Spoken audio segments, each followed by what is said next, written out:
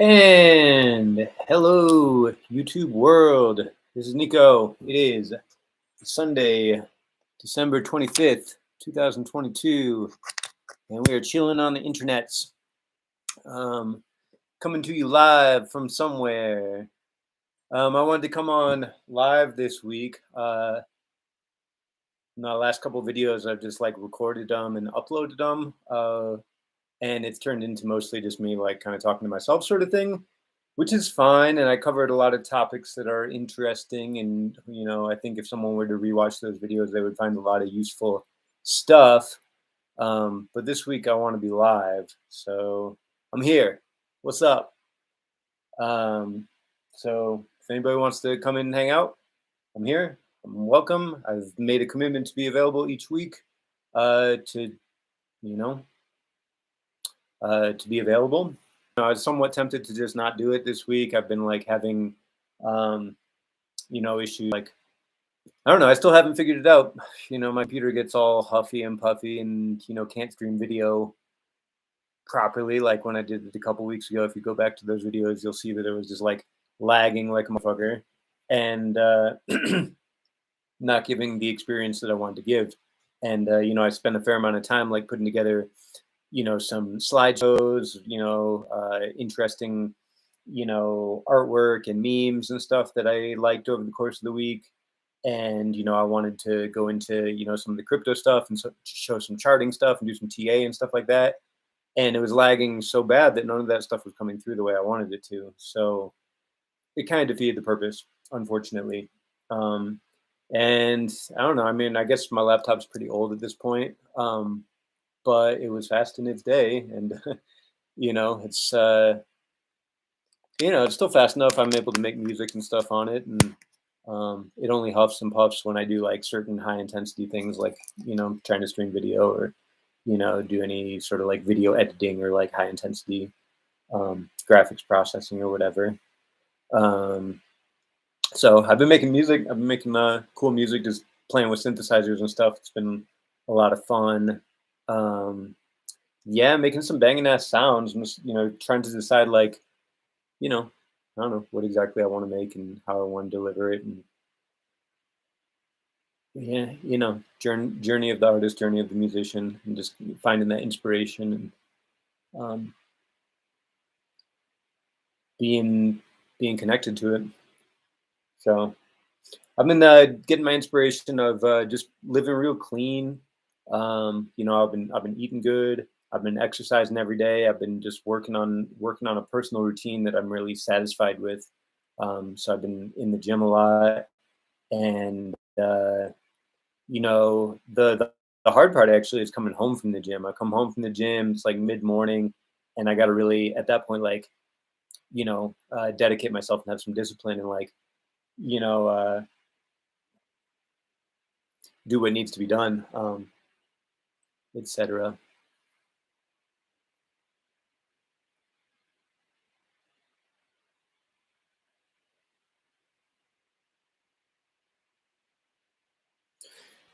So anyway, I'm excited for this new year to come. And I've been kind of taking this dark time of the year, this winter solstice energy, as a bit of a slingshot.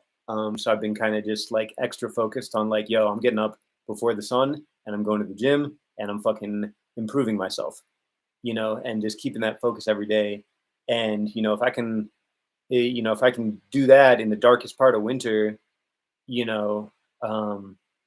then I can, like I said, I can kind of use that energy to slingshot into the warmer months and be full power when we get there. And I'm looking forward to showing up in the coming time, full power. Like I had a taste of that last year when I went to the Rainbow Gathering, and at that point I had been like, I'd been hitting I had been, doing an exercise routine every day for like, I don't know, two months at that point, every single day, getting up in the morning and just getting it done and feeling good. And so for like that, ceremony at the gathering on the 4th of July, it was amazing. And it was just like, it was one of the first and only times in my life where I really felt like I showed up in my top form.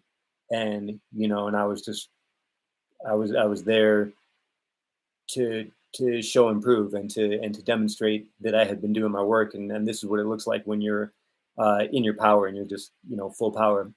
And and just a taste of that, it was one of the best days of my entire darn life. So good in so many ways and so beautiful. And to understand that that manifestation is only possible when you purify your spirit and you purify your soul and you show up without any uh, doubts or anxieties about, did I do enough, am I good enough, any of those things. um, those things will always dog you, and this is what I've learned, form of depression, anxiety, whatever. They will always dog you if you don't do your best, you know and if you get into a low vibration cycle of not doing your best for years at a time, or you have a a stunted or traumatic childhood or whatnot, where you're not as active, or you don't have any comprehension of good habits and what self-improvement and optimization look like. You can get into this place where, and this happened to me, where I was like 29, and I was seeing my life pass in me, and I'm like, why am I not living the life that I wanted to be living? Like, hold on a sec, slow down. My whole darn life is going to pass if I don't do something. And that inspired me at that time to quit my job. I was doing well. I was all well. No, I mean, at 29, it inspired me to not go to graduate school, even though I could have, and that would have been the sure path, and to turn my plan B into a plan A, which is follow my heart and follow my bliss, and really find out who I am and what makes me happy and stuff like that. So, I quit my job. I moved back to my hometown. I tried to get, uh, back with my ex, and there's a lot of, it didn't work. Depression, but then also transcendence and growth and humility and accountability. And it wasn't until I put my knees to the floor, and I said, hey, I don't know how I fucked up so bad in life, but somehow I'm really sad and hurting, and I don't want to do this anymore. Like, help me, take it away. Anything. It was so bad. It was like, anything to make it better, I will do. And that sincerity and that sense of commitment in that moment, I received a message from divine inspiration. It whispered in my ear and it said, "Do your best." And that was a turning point for me. And then at that point, uh, I was working my job, but then I started to get a little bit motivated about it. I started to take things a little more seriously. I started to really aspire to success. I started, getting my energy in motion to manifest abundance. I would carry a little citrine crystal in my pocket every time I would go on sales calls, because I read that citrine is good for attracting abundance. And golly, if it didn't work, call it placebo effect if you want. All I know is that it worked. And I was successful during that time. I stacked it up real big, real big for me. I mean, that was as big of a stack as I had ever made in a short period of time. And I did well. And then I realized that it wasn't making me happy. And I wasn't seeing my friends very much. And in fact, I realized that I didn't have very many friends. In the sense of people that wanted my best interest and were willing to invest in me. And the friends that I did have, in the form of, like, the local people that I would meet at the bar or go out to lunch with or whatever, they didn't call, they didn't come by, they didn't express appreciation or gratitude for the times that we had, or that we missed out on. You can hear me, I'm not bitter, but I'm firm in my resolve of, like, those type of people are not welcome in my life anymore. Um, so call it bitter if you want. I learned my lesson, though. Is like, I was having this conversation yesterday. It's like, how did I put it? I said, um,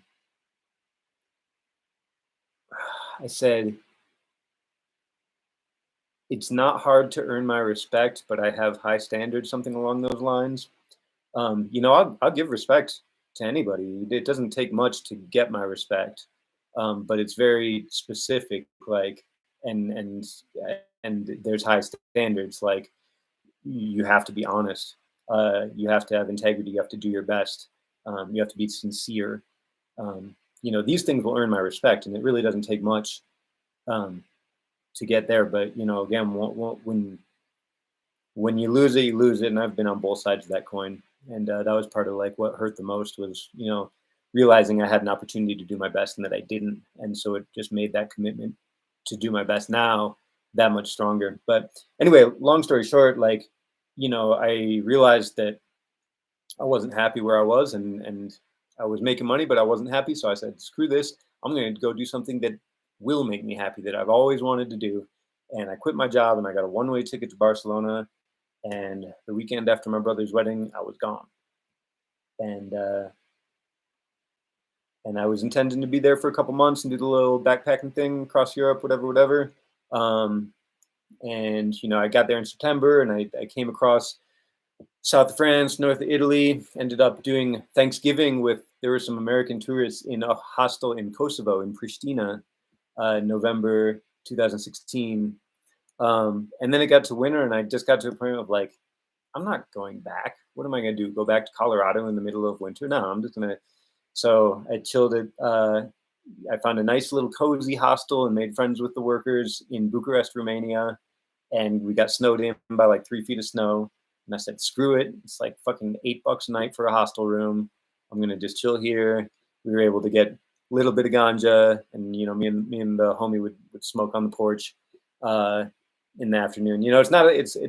It's a place where you don't want to get in trouble for something like that. But, I was cool with the hostel guy. So, so we smoked a little on the side, and then I would just go walk the city, sort of thing. And I learned so much about myself, and I listened to great music, and I cried it out.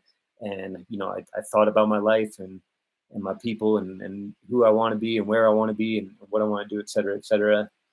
And yeah, and it all came back to do your best. And, so that's where I'm at right now. I'm taking this wintertime energy just that way. Like, you better believe it. When you see me, you're gonna see me. And it's gonna be like that. So that's for me and you both. I hope I see you when I see you, whoever you are, wherever you are. I hope I see you at your shining best 100% performance. Top tier champion status. King of the mountain type of thing, and I will be at my sparkling best 100% superstar A+++ status when you see me. And take it as a threat or take it as a promise. Let's go. So anyway, that's the vibe I've been carrying, and it's like good in some things, but not in others. And we really gotta like challenge ourselves to put effort and intensity and care into our weaknesses and the things that we don't do well. So, that's why I'm on right now. I got plenty of personal things that I could be doing right now. But I'm talking to the computer on a live stream with no other people in it or participants. And this is my offering. So that's what it is. And so I'm here for the good, the greatest good for all. Any questions, comments, concerns, thoughts, ideas, collaborations, I'm here for it. So let's go. And if you don't catch this live and you see it on a replay, catch me on the next one, or like whenever, wherever. I'm here for you. I want to be your friend. I want to be an ally, something like what you've never known, someone with a high level of integrity, and that's always good for a smile and full of inspiration and joy and character. And I haven't always been that in the past, and thank God for the lows. God bless the lows, because it's only from going down into those depths and into those dark places that I was able to understand that it's real in the field and how important it is, um, to do your best and give it your all. And so here we are. So so that's that. In this coming year, it's gonna get rowdy. I hope you're ready to party, celebrate. Um, yeah, the walls are coming down. The veil is thin, and people are cracking through. I'm starting to just get little glimpses of people starting to wake up, um, to what's been going on, and we're on the precipice of enacting our freedom, um, you know, collectively. And I like, I'm doing my little bodhisattva thing and carrying my energy. And, like I've seen things pretty clearly for a number of years now. I had some transcendent like awakening experiences. And, since then, like during my Europe travels, like this 2017 probably, um, I had like that realization moment of, whoa, like, yo, there's only really one thing for us to do here, and that's manifest heaven on earth. And let's just go ahead and take it full power serious, And so, I aspire to be the type of person that when I walk in the room, every it's like a heavenly presence, you know, uh, and people feel comforted and feel loved and feel the gratitude of life and the blessing of existence and to share in a moment and to be in the same space together. And you know I've come to this realization that it's not enough to say it, you got to prove it. And like, for a large part of my life I was like, yo, you can't what, are you blind, you can't see? You don't see that I'm the thing, that I'm it, like that I've got it, like what? Like when I was talking to girls when I was younger, I was like, what, you think there are better men in this world? You think there's a more suitable candidate? It's not obvious. uh, and that was just me. I still, you know, that's why we need to show up in our 100% form. Oh, you want me to prove it? Oh, I have it in my heart. I know it. I am the champion of champions in my heart, and I encourage everybody to feel this way about themselves and bring that into the world for the greatest benefit of all. Um, that's what I'm here for. I'm here to become the champion of the world at making people experience joy. How about that? I would like to be the greatest champion in the history of peace. You know, that's my motivation. That's my competition. You know, so whatever. I mean, whatever. I'm in my room talking to my computer by myself. So, you know, cosmic giggle, laugh at me. I'm an idiot. Um, but what a wonderful aspiration, right? Like, cool. And I hope I tickled you just a little bit to say, wait a minute, nah, Nico, nah, I'm the champion of bringing joy into the world. I'm the champion of peace, and make you want to compete with me a little bit, because if we can all strive to compete for the person who is most able to bring heaven on earth, you know, and compete for who can be the most peaceful and charming and endearing and loving and kind and sharing and understanding and compassionate and best listener and all of these things. If we can get competitive about that, if we can go to war about that, I mean, metaphorical war. If we can get passionate, about that, and it's a twin blade. It's one of those things where like you want to be aggressive and you want to go for it, but at the same time, like aggression also respects boundaries. It's like, in sports, when they tell you to be aggressive, they say put your all into it, go for it, win those 50-50 balls. You know what I'm saying? But don't hurt anyone.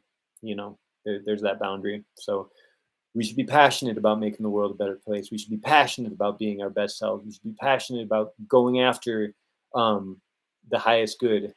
And at the same time, be like water and go with the flow, and also understand when it's other people's time to shine, and how to give credit, and how to let other people have their moments and stuff like that. And I always take, we were watching the World Cup final last week, and Messi won the World Cup after so many years, and it was a little bit, I don't know, it was a little bit it was very exciting, and it wasn't like anticlimactic, but it was a little bit of like, I was watching very carefully how they were celebrating their victory, and the guy from the Emirates, he came up and he put the little gown, the little see-through thing, lace thingy, on Messi, and because he's been at it his whole career and he never won it and whatnot.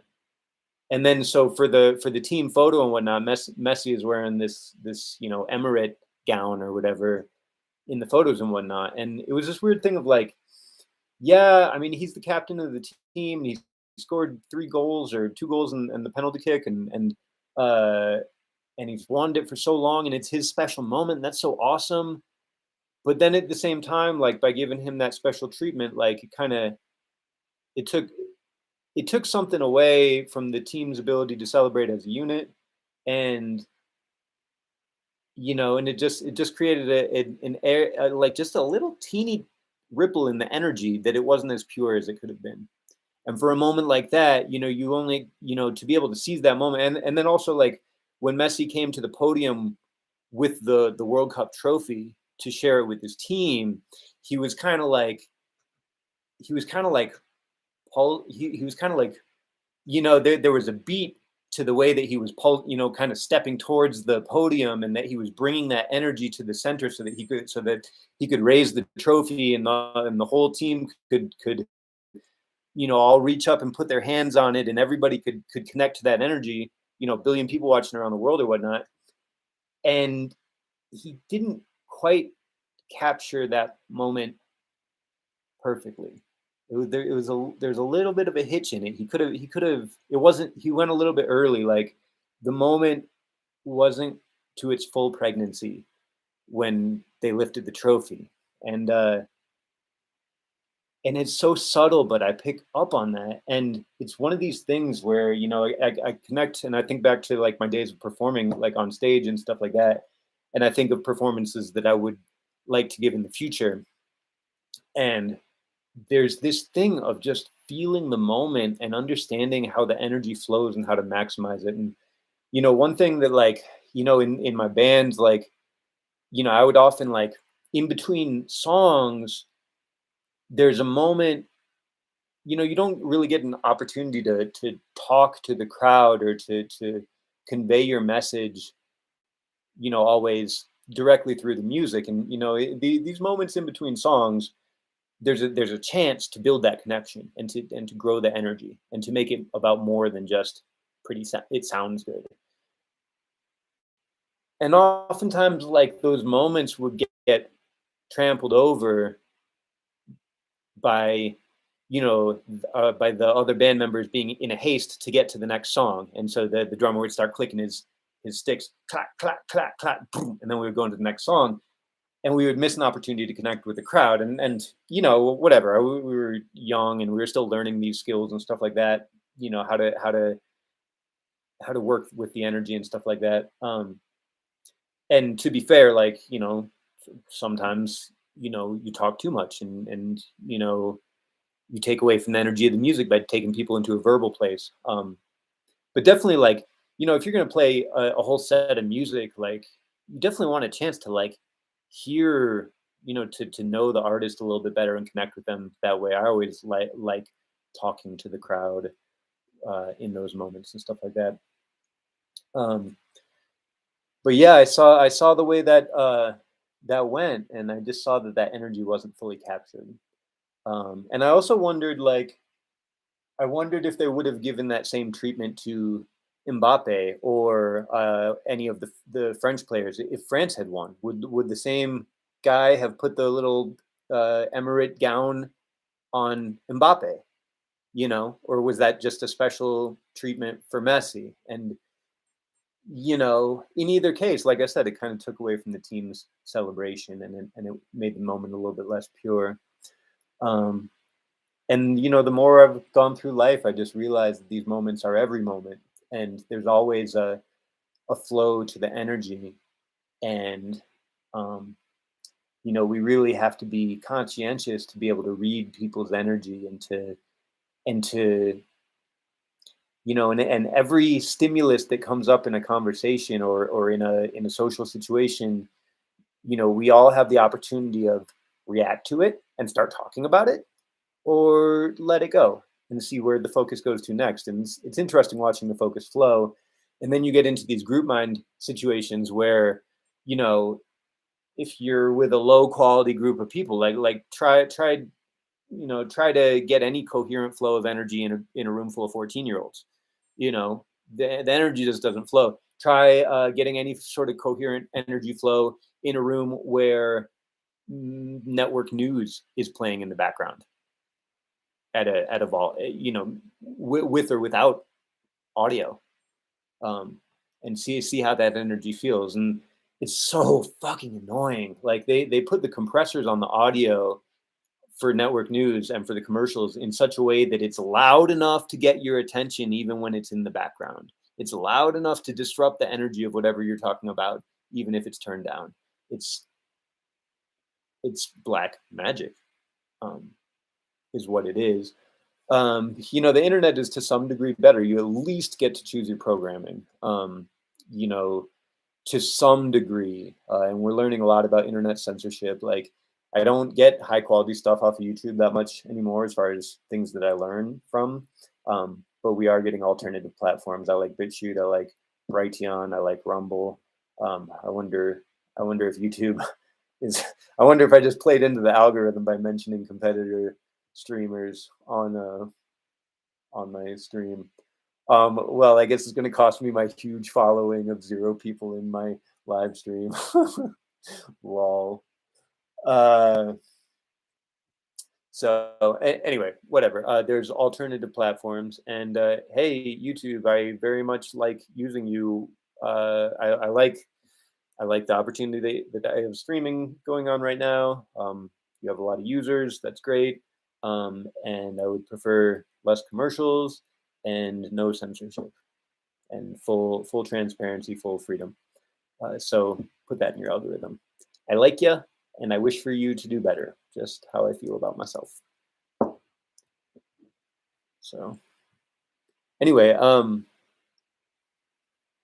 but yeah, I mean, on the internet, you at least get to choose your own content. And if you don't like what's being served up by one platform, you can try another platform.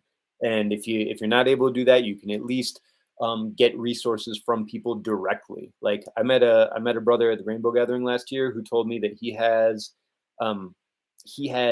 basically the biggest personal collection of alchemy PDFs and docs that you could ever ask for, and all you need to do is shoot him an email and he'll send it to you. The ARC drive, the amazing repository of knowledge on Mark Passio's website, whatonearthishappening.com. Send him a 1 terabyte thumb drive or a 2 terabyte thumb drive for the ARC drive 2.0. I think he expanded it. And he will fill it with all of the occult knowledge and, you know, apocryphal writings and teachings and esoteric literature that you could possibly read in your entire lifetime. It is. I mean, I've looked at the index and whatnot, and it is an amazing repository of knowledge. You know, my pops was asking me like, well, if you don't go to mainstream news, where do you get your resources from? You know, like, well, they're you know, like I'm like, trust me, bro, I got my ways. Like, I'm gonna find my way to the truth one way or the other. Like, and it's crazy too, because every time I think that I've learned it all and I've seen it all and I've read all the books and etc., something new pops onto your radar, book you never heard of and never knew about, never knew existed. And there's a Mandela effect of things come into existence just at the moment you need them, and they slip your mind when you don't need them. And we have such an interesting, memory, so situational, and it's crazy. Like, you'll have someone's name on the tip of your tongue and you can't get it when you think of it, and then you'll get a trigger from somewhere completely different, and then it'll pop right into your head. And this is not, this scientific reductionism of like, oh, that's just the neurons firing and the memory is so fucking stupid. And I mean, you're trying to be smart. Like, okay, fine. Like you're trying to use your deductive reasoning to like think about why it could be true. Okay, but just like you're missing such a large piece of the pie, and like completely overlooking the possibility of a holistic connection within the universe that allows us direct access to reality and to knowledge. And I've studied enough of these things where people go to sleep trying to think of an idea, and then they wake up and it came to them in their dream. Like what does science have to say about that? Your mind figured out the problem without you even thinking about it. And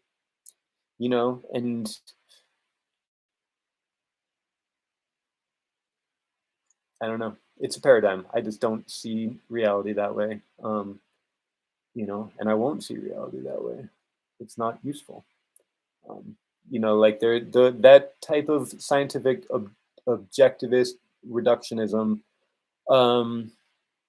is psychologically unhealthy. If you carry that kind of nihilistic, atheistic, nothing is forbidden, everything is permitted sort of thing for too long, it turns into depression and anxiety. It strips the joy and the magic of life away, and ruins creativity, and robs people of a meaning for life. And listen, like, I'm so pleased, like, let's manifest heaven on earth. Okay, cool. Am I going to do that as an individual by myself this year? Yes.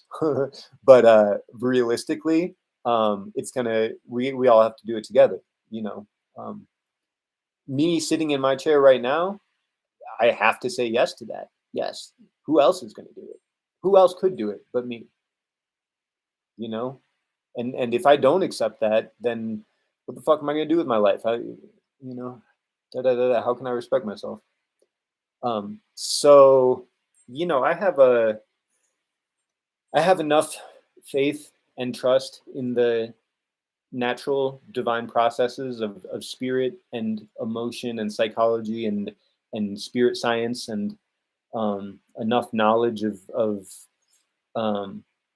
mysticism and occultism and stuff to understand that as from a human 3D ego level, no way, I couldn't do it myself. Nope, can't do it. Can't be done. I can't work hard enough.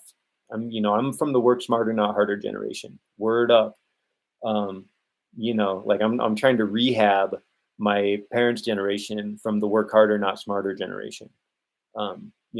Love you, but that's not the way to go, fam. So could I do it all by myself as a human being from a 3D perspective reality? No, I cannot. From a fifth dimensional collected consciousness, electromagnetic, we are all one holographic universe perspective, can I do it all myself? Well, yes, and I have to, because I'm the only one that there is. And I, even as an ego, even that's an illusion or a fallacy. When I say I'm talking about the divine I, as in all that exists. So when I speak to another human being, we have our separate 3D realities, but in 5D or infinite D, we are all one and we're all connected. So treat others the way you wish to be treated. Don't treat others as if they were you. Treat others as you. They are you. You are them. You are one. We are one. It is epistemological fact. We are all one. There is only one. Everything that is experienced to varying degrees by all of us. The entire spectrum of human experience is experienced by all of us in varying degrees and shades. And we have different ancestries, but we all have the same ancestry, right? We you know, as far as our ancestors going back 500 or 1,000 years, yeah, we have a different cast of characters, sure. But as far as our ancestors going back infinite billion years to the time, before recorded history, that nobody knows and is all purely speculation, you know, Big Bang, if you will, the ultimate, the ultimate, uh, you know, Om orgasm of Shiva Shakti that brought the entire universe into creation. Um, we're all one at that level. We all have the same blood flowing in our veins, you know. Um, so from that level, who else could do it? So, you know, that's me making that statement to the universe. And I did my blood over intent situation. If any if you're, any of you guys like know what I'm talking about, if you know, you know. Um, I've made it public to the world for a long time. We're manifesting heaven on earth. That's what's going on. It's happening. So enjoy. You know, and um, who like that's the highest that I can reach for and aspire for as a 3D uh, incarnated human being. And being imperfect, you know, I'm guaranteed to make mistakes along the way and guaranteed to fall short time and time and time again. And my commitment is to get up and to create love and to carry the vision and resonate that vibe as long and as strongly as I can for as long as I live, you know? And so it is what it is. And within that, you know, it's an honor to serve and it's an honor to be, and I'm humbled to participate, and I'm open to ideas and whatnot. You know, the sovereignty stuff, you know, I believe within the American perspective, join your state's assembly, correct your status, and let's get going. Let's get our courts up and running. Let's liquidate criminal corporations and hold the people accountable, hold the people responsible accountable. Whatever that means, whatever that looks like, it is our duty as self-governing Americans and living men and women to do that. Spiritual sovereignty, be your best self, you know, do your best, do no harm, you know, be kind and gentle and caring and, you know, be helpful, be a protector of the weak and, you know, an advocate for the voiceless, et cetera, you know. So within that, I'm getting excited. I'm starting to catch a vibe that we're right around the corner to some really interesting financial things happening. We had a day last week where silver went up by a whole dollar in one day. I think we're going to see more of those. We're starting to see, like I said in my analysis last week, the S&P kind of hit the top of its range and is coming down. And the 10-year yields had a big shoot up last week, broke above the moving averages, and looks like it wants to go up again. If that happens, we're seeing a transfer. So like basically so far, because there's so much leverage in crypto, Bitcoin in particular, and they were wanting to make an ETF and like all the big money was getting into that. It has correlated to the stock market, that SPX. And the ones I look at are the SPX, the NYSE, the Dow Jones, and the NASDAQ, right? As well as the DXY. And I wish I could have my charts up right now and I could show you. But whatever, I would rather be live and be able to interact with people and field questions than to go over charts and stuff like that. And my computer's being a little bit slow to where like, you know, well, right now I just have this thumbnail up. I don't have screen sharing and whatnot. And I don't want to look at my voice. I don't want to look at my face while I'm talking to y'all. I'm just going to distract myself and, you know, be self-conscious or whatever.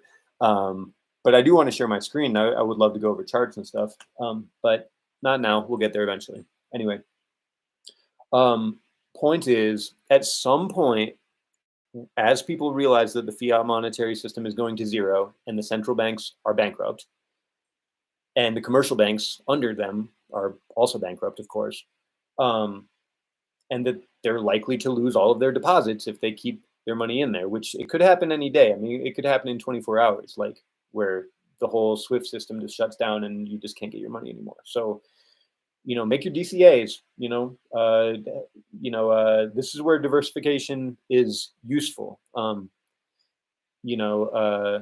I appreciate this notion. The idea about diversification is like, if you know what the best asset is, then you should be 100% in that asset. You should have nothing but that asset, and you should only have that asset. But nobody knows for sure what the best asset is. So like this is the argument that Richard Hart made talking about Hex. He's like, yo, Hex did a 10,000x. It's outperformed everything in the world in the last 2.5 years. Obviously, it's down like 90% right now, so that might no longer be true. But if you're smart and you sold the top, when he said to, when he called the top on the day, it would have been the best performing asset in the last 2 years. It did a 9,800x, right? Like in 2 years. So if you have the best asset, during that period, those 2 years, whether you're a stock investor or a hedge fund manager, or I mean, I guess there's economies of scale, but just assuming the basic premise, whatever your situation is, the best choice would have been to put everything into Hex and own exclusively Hex during that time. And since then, the market's been down 90%. There's probably a better performing asset in the last year since it's been all bearish and whatnot. But the idea is that if you know what the best performing asset is, then you should be positioned 100% in it. Now, the rub is, what is the best performing asset? Because that can change all the time, and there's historical trends, and and the S&P 500 and some of these, they bundle assets together so that you can buy a share of the 500 greatest companies, because you limit your volatility risk, and if you get 500 corporations that on average are growing, then you're going to feel good about that, rather than putting all of your assets into one volatile corporation that could be the best performing asset in the world, or you could lose everything. So identifying what the best asset in the world is the rub. And if you can, then get all of it. But the diversification is like, if you're not sure. So like the point that I'm making here is that in the next couple years, in the short term, we'll call short term 1 to 3 years, 1 to 4 years maybe, and we'll call medium term like 5 to 10 years, right? In the short term, I think you could make a strong case for either, a strongly positioned cryptocurrency, whether it would be ETH or Hex, or if you like Bitcoin, I don't think so, but whatever. Or silver, or some other commodity. Which one's going to perform better? And I learned a lot about this from Road to Ruta Theory, Big Swear channel on YouTube. Silver is the beach ball that's being held underwater for 170 years, price suppression. They trade, I don't know, billion plus ounces of silver on the COMEX every single day, or at least they did until recently, which doesn't exist in reality. There are not that many ounces of silver, to be traded. So they're just trading paper certificates and digital representations of silver. And so they've been manipulating the price to the downside for 170 years, whatever. Silver is very useful for industrial practices, et cetera, et cetera. So when that manipulation comes off and silver finds its fair market price, I mean, it's trading at less than half of its 1981 price.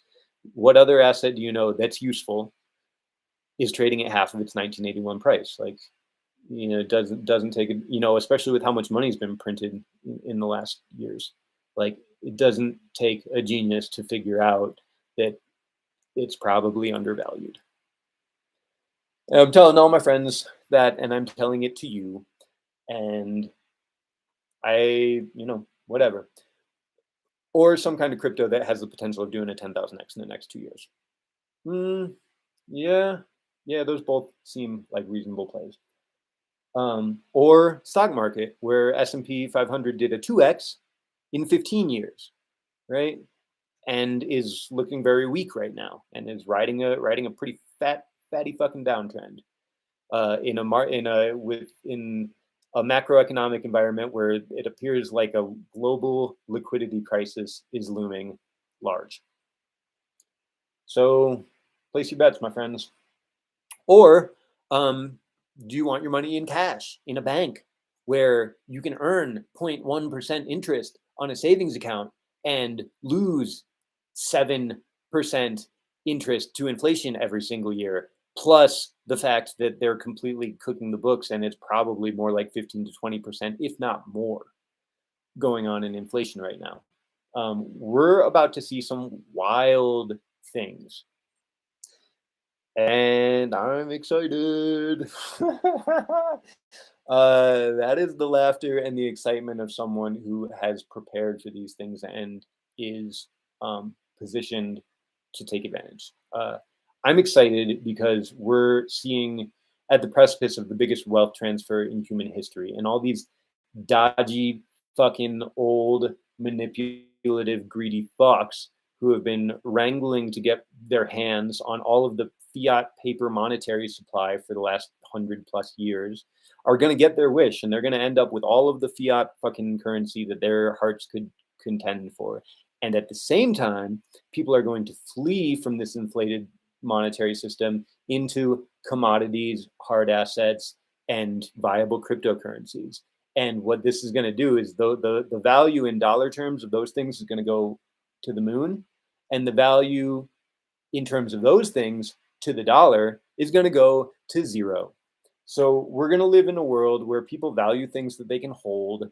We're going to start in the States Assembly call last week, they mentioned that they're going to start issuing American Federation notes with $1 worth of gold filament in it. So it actually has gold in it. So I guess if you got enough of these, you could, make a little fire with these things and melt down an ounce of gold or whatever, which is awesome. Why didn't they do that before? And that's likely coming, and people are going to be much more willing to trade in silver. Apparently the old school silver dimes are a really good investment right now because they'll be easily tradable. And if you can get your hands on those, that's awesome. I wish I had some of those. I would like to know where to get some. And then assuming that the security is strong enough for cryptocurrency, then you're good. I don't know, like there have been really good performing assets in crypto, but we have to also keep in mind that they performed really well during an era of money printing and economic expansion. And now that they've turned the money printer off and raised rates, and the economy slowed down quite a bit, we're seeing how cryptocurrency might react. This is uncharted territory because it's always been in a money printing situation for as long as Bitcoin has existed. So we're going to. I think there's a good chance that we see some really nice low prices on some cryptocurrencies in the coming weeks and months, and I aim to be positioned to take advantage of that. So security is strong, that there's a good dispersion of Ethereum validators, and the encryption is reliable. Things like Monero, privacy coins, and that they're able to continue to operate in environment of enhanced scrutiny after the FTX thing and more regulation likely coming. I think regulation is likely to push prices up, in all honesty.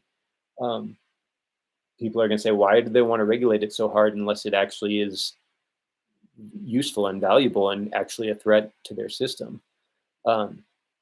So we'll see. And also, I think, it's the ultimate test of, censorship resistance, which is one of the things that cryptocurrency was built on. And so, hopefully we can get enough distribution onto, Ethereum or other similar networks or Pulse Chain when it launches, et cetera, et cetera.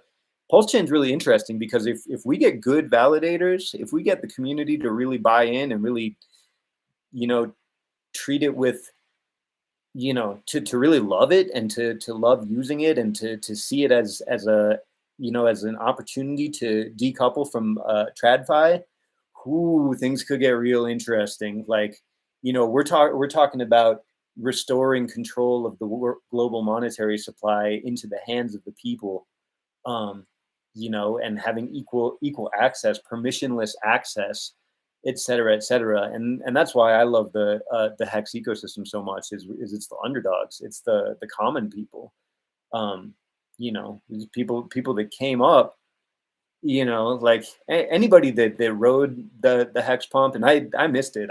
You know, I got in last year, and so I'm down on my Hex, and I'm still happy to hold because I'm staked and I'm earning yield. I like the project. As far as money for value, it's about as good as it gets. I mean, you can look at the Zen project, you know, other similar things. There, you know, there's a couple people playing for that. You know, the Pulse Bitcoin project is pretty interesting. It's got a good community and it's really bullish right now. Like, well, the ASIC miner tokens for mining Pulse Bitcoin. We're in the first halving of Pulse Bitcoin, where inflation is the highest and it will only go down from here.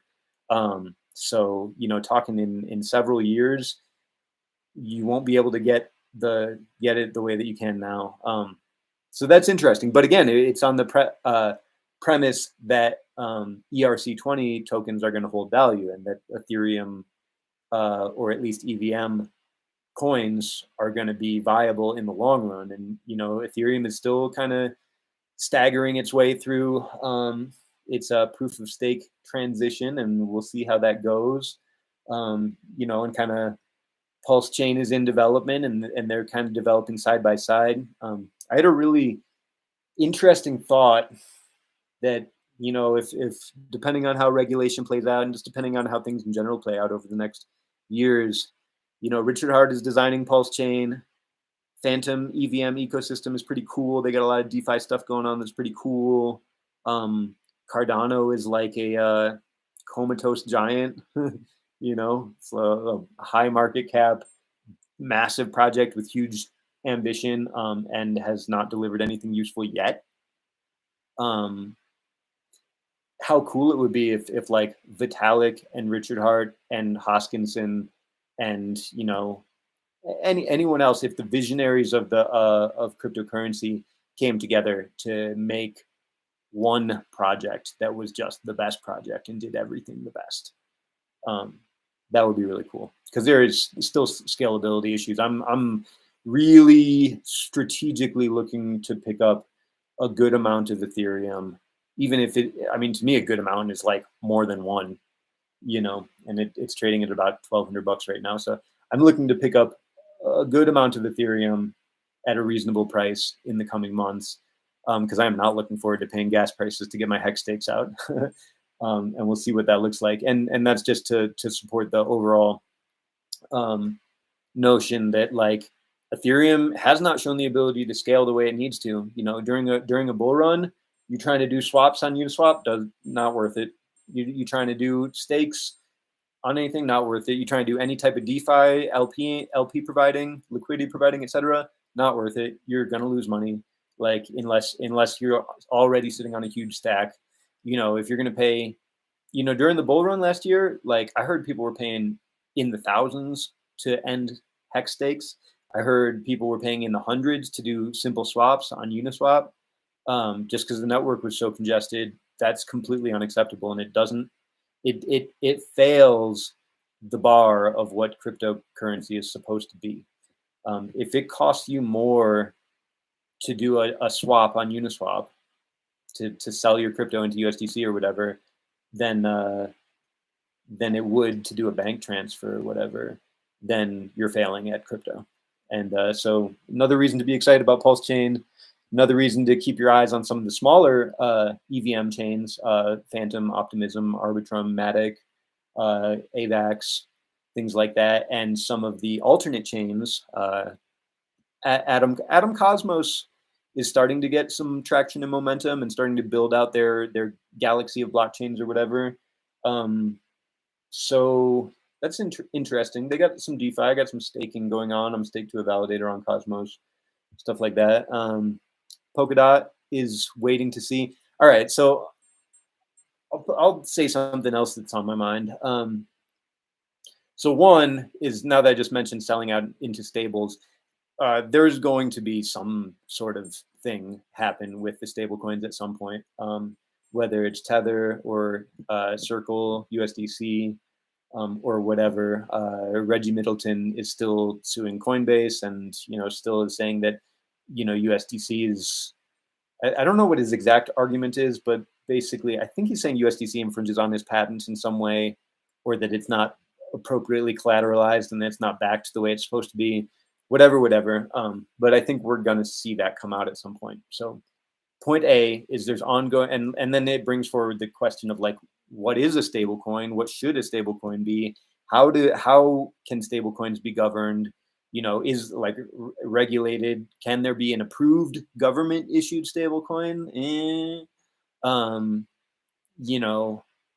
And then there is the question with cryptocurrency of like, hey, if the American States Assembly gets hold of all of our assets and backs the new American Federation dollar by gold and silver, well, that kind of like solves the problem of an unbacked fiat monetary system and returns to an asset-backed currency. And in that situation, A, how do people redeem their current Federal Reserve notes in their banks? And B, does that eliminate the need for cryptocurrency altogether? You have an asset-backed currency that is not going to inflate to infinity. Why are you playing around with this digital nonsense other than just like for fun? There's a fun factor to crypto of like participating in DeFi and trading tokens and et cetera, and NFTs and artwork and stuff like that. Yeah, sure, cool. Blockchain technology is cool. And if it doesn't make the world a better place, then we should let it go. But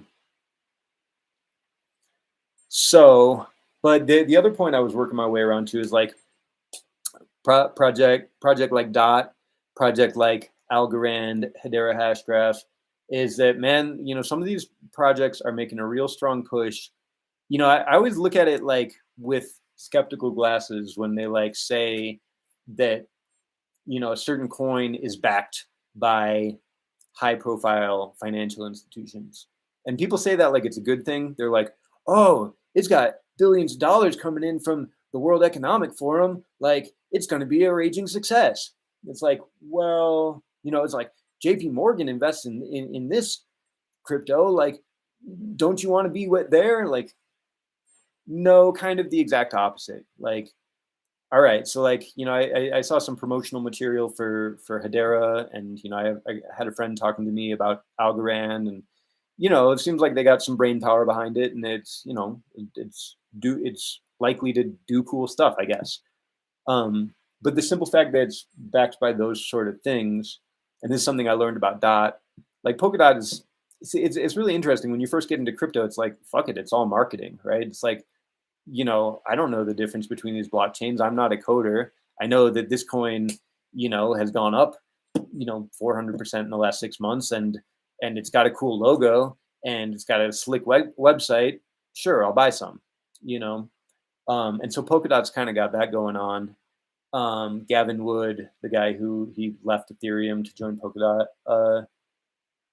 seems like he's got some brain power. They're another coin that really hasn't done anything. They don't have a useful product at this point.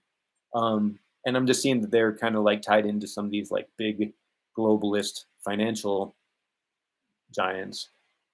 And it's just one of those things. This is part of the reason why I sold all my Bitcoin last year and staked Hex was fuck those guys. That's not what crypto is about. We're not about making rich people richer. We're not about creating some fucking globalist surveillance control state and buying into our own enslavement. No, you gets no play from me. Sell. And I think we have a collective responsibility for people that care about the planet. It's the same reason why it's immoral to invest in Halliburton or Raytheon or Lockheed Martin or these sort of things. It is immoral to seek personal material gain from violence and from the destruction of others and from warfare, etc.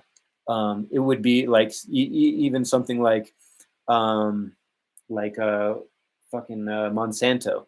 It is immoral to seek material gain by damaging the damaging the Earth's ability to provide sustenance and the water supply and pesticides and the whole thing. I don't need to tell you why Monsanto sucks, etc. So we have that similar moral quandary here in cryptocurrency. Is like, sure, you can go with Bitcoin and make the fucking Winklevoss twins richer, and make fucking Michael Saylor think he's a genius, right? And make smug idiots think that they're brilliant, right? Is that the world you want to live in? You want to buy Bitcoin after the richest guy in the world bought it, after, quote unquote richest guy, Elon Musk, after he bought it and dumped it, et cetera, et cetera, for a product that has its existence based off of wasting electricity, basically, and does 6 transactions per second, trying to compete in a new global economic model. Like, nope, I don't.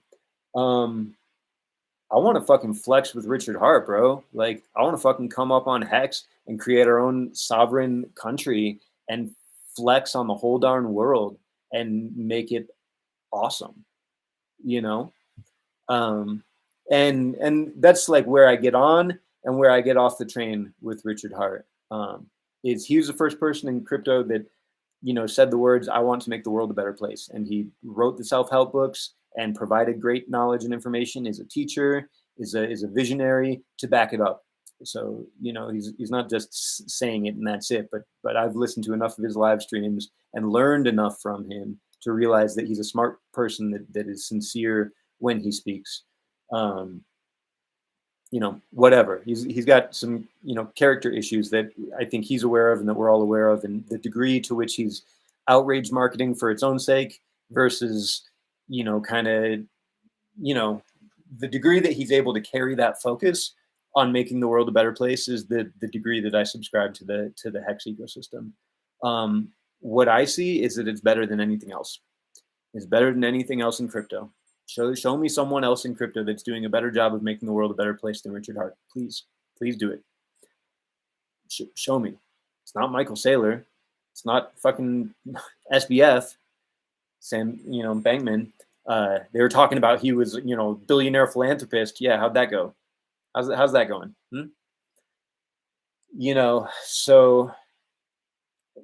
So anyway, I think the Hex ecosystem is the place to be.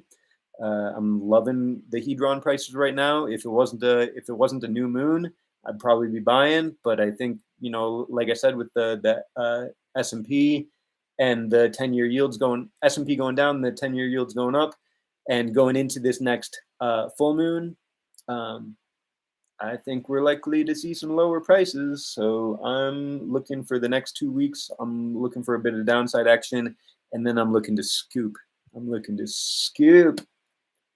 Certain things, and I think that's going to be a good position. So, we about that passive yield. We about hedging your bets. I got a little bit of Veritasium in case they flip the whole chessboard. But other than that, I'm staking my Hex. I'm getting Hex on Ethereum proof of work and on ETH Fair. I'm working my way into the Pulse Bitcoin ecosystem. I got my ASIC miners running. I'm working my way into some of the layer 2 ecosystems, a little bit of Arbitrum, a little bit of Optimism, a little bit of Phantom. Phantom's not layer 2, but EVM systems. I'm looking to scoop some Ethereum on the lows. Like I said, anything around $800 or less for Ethereum, I think is great. Like if that comes in the next couple of weeks, that's definitely a good place to start getting in. And anything below $600, and I think it's kind of a flaming scoop for me, is like get as much Ethereum as you can at those prices, largely to pay for transaction fees. We'll see. And then also just being excited about Pulse Chain. That's going to be kind of the big one. I know, and when I've listened to Richard Hart talk about Pulse Chain, he's like, I will die on this hill, and I hear his passion. I look into his eyes when he says that. I will die on this hill. Pulse Chain is launching. So, I'm going to be there. I'm going to be there when it does, and in life, you got to take your shots. And this is a shot that I think is worth taking. So, I hedge my bets. I got a bit of Monero, I got my Veritasium, I got some Theta, et cetera, et cetera. You know, not a lot, just enough to be in the game and enough to be where I want to be. Things will go bullish again. At some point, crypto will decouple from people will flee from the traditional markets and they'll have nowhere to go. They're going to go into commodities and they're going to go into crypto, and they're going to go in a stampede. When the mainstream system goes completely haywire, and people are begging to get their money out of the bank, and lines are out the door, and people can't get it out fast enough, and it's inflating it. When inflation really, like if we see Weimar Republic style inflation, to where people are you know carting around wheelbarrows full of currency in order to make fires to keep themselves warm because energy prices have gone sky high, et cetera, et cetera. If we see that type of inflation, people will put it anywhere they can to get any type of return. And so, blockchain technology is awesome. It's still immature, which means there's opportunity. There's going to be a lot of growth. And silver is awesome. Undervalued and manipulated for 170 years. The fact that you can get it for 60% off of its 1981 high at a time like this is absolutely ridiculous. And when it pops, it's like that. You're holding a fucking beach ball way underwater. When that shit pops through the surface, it. So we'll see. Things to be excited about. And in the meantime, doing your fitness, doing your exercise, purify your soul, get that blood pumping clean and pure and happy, drink plenty of clean water, breathe high quality air, happy thoughts, peace and love and joy, etc., etc. So that's kind of what's on my mind. I don't really have memes to share this week other than we're winning. Goodness and love and joy is winning, and consciousness is waking up, and ignorance is starting to be exposed, and criminal corporations are on the run, and people that have been operating in the shadows for a long time are being exposed and brought to light and brought to justice, and that's awesome. So that's that. It is Christmas Day. That's cool, I guess.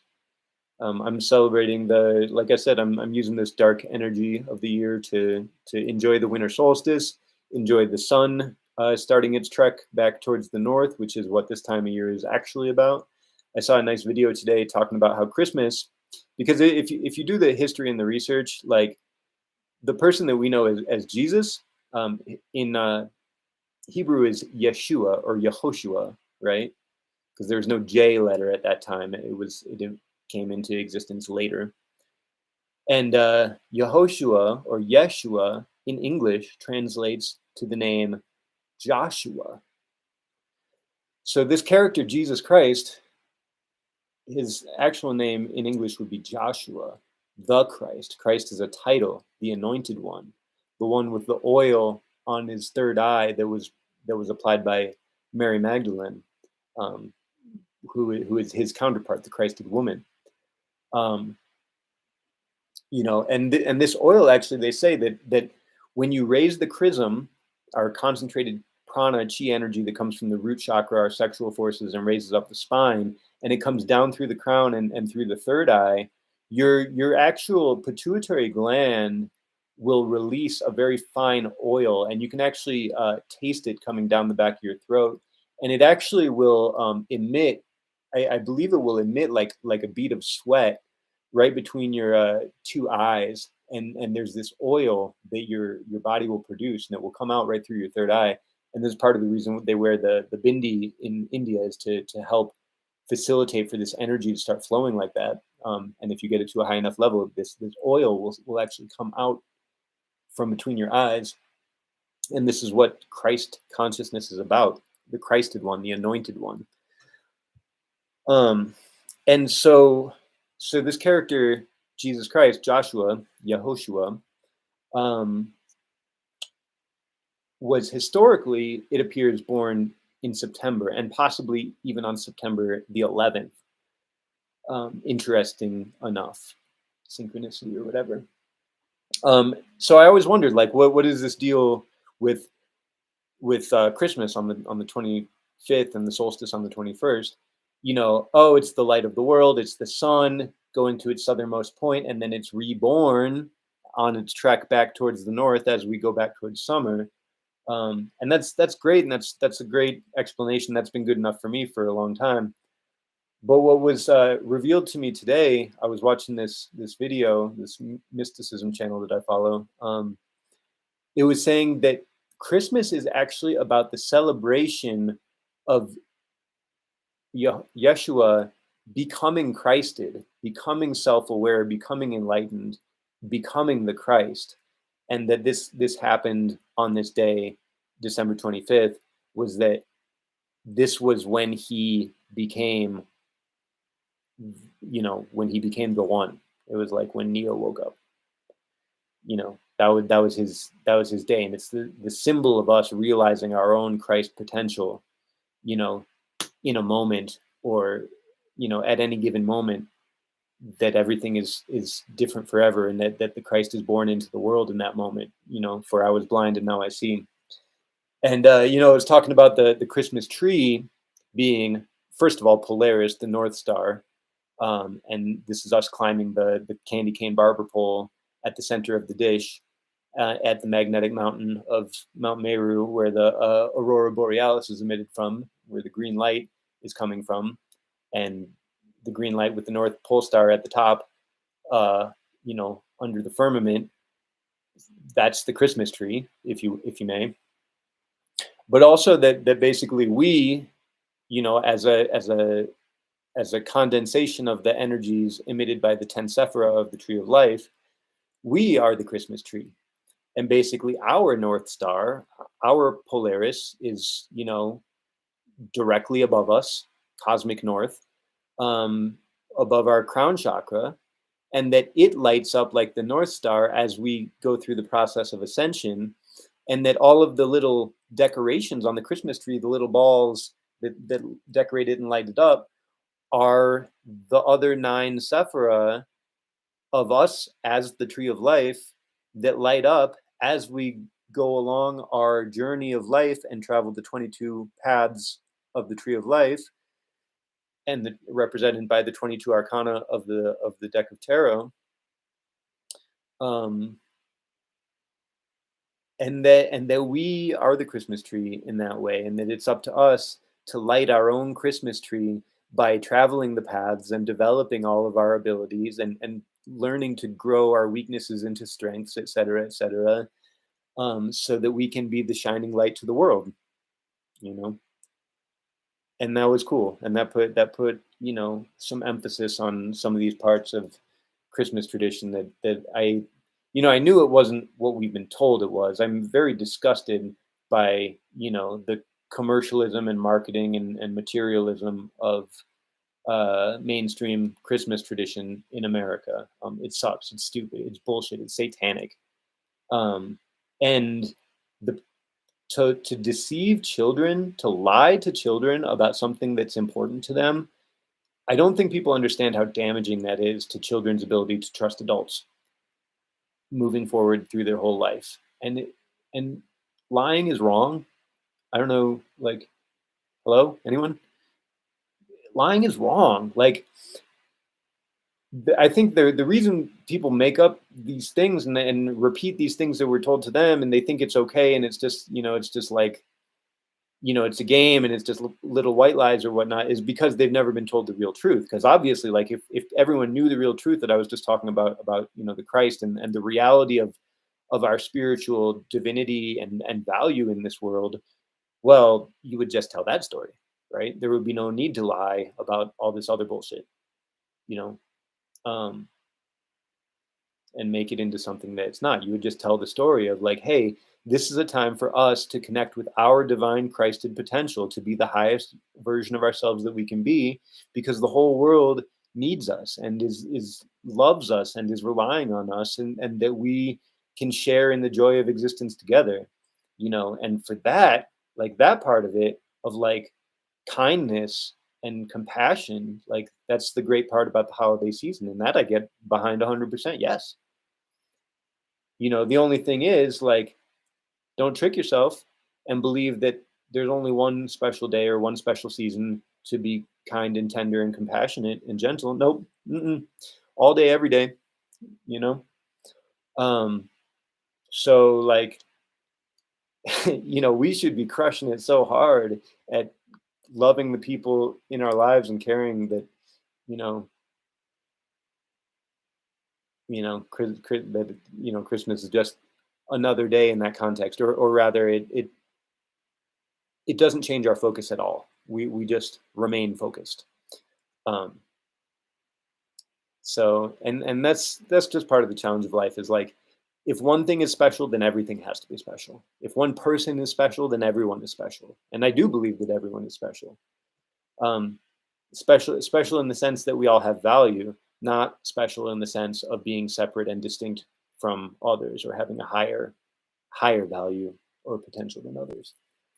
Everybody has certain abilities and everybody has certain weaknesses, and we're all part of the circle of life, et cetera, et cetera.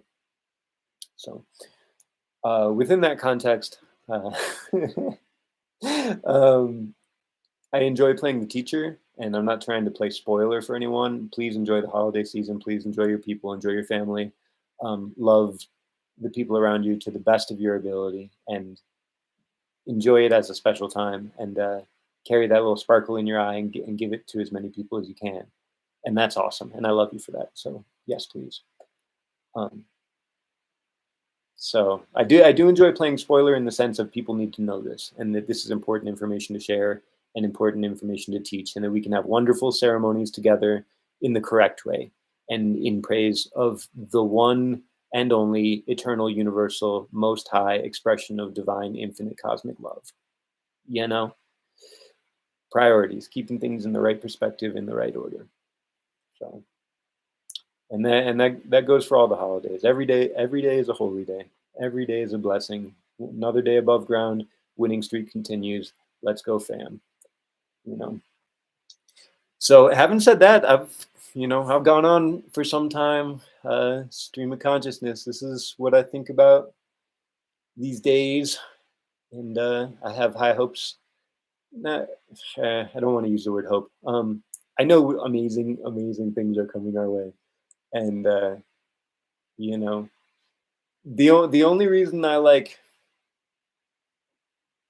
there's I know these things to be true, but you have to maintain a certain amount of uncertainty because of the humility factor, and also to not be offensive to people that are not as certain, right? Who still have to develop in their faith. So yeah, sure, be skeptical. Don't, like, and when you see that it is true, I hope for you to get so much joy out of that moment of confirmation, you know, that you can let go of your reservations and your doubts that you've been holding on to for so long.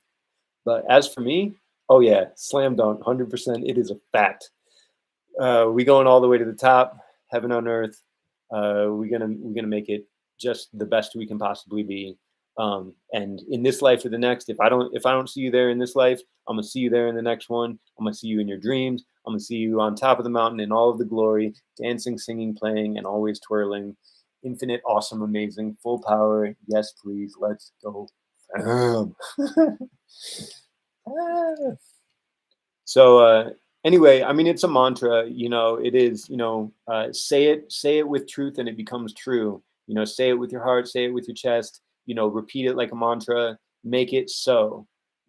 So we don't play doubt games. We don't play anxiety games around here. We play win the world games, and you're welcome to join my team, because we the champs. We the champs. We defend our crown every time.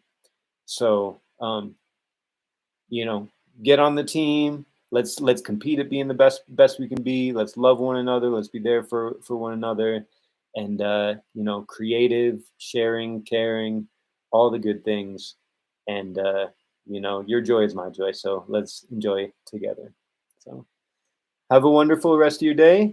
Happy holidays, Merry Christmas, whatever it is to you. And I'll catch you next week. I hope you appreciate my offering. Peace and love and take care. Till next time.